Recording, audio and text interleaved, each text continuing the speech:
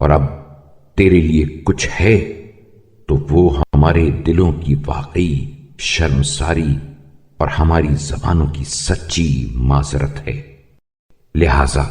اس کمی و کوتاہی کے باوجود جو ہم سے ہوئی ہے، ہمیں ایسا اجر عطا کر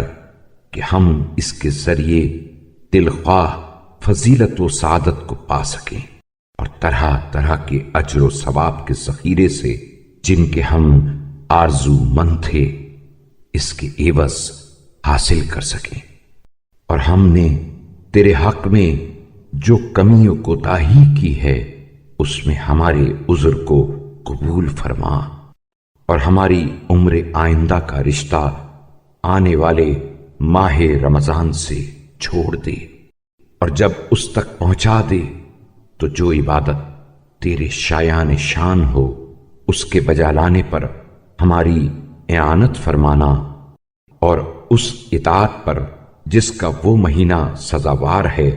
عمل پیرا ہونے کی توفیق دینا، اور ہمارے لیے ایسے نیک اعمال کا سلسلہ جاری رکھنا کہ جو زمانہ زیست کے مہینوں میں ایک کے بعد دوسرے ماہ رمضان میں تیری حق ادائیگی کا باعث ہو۔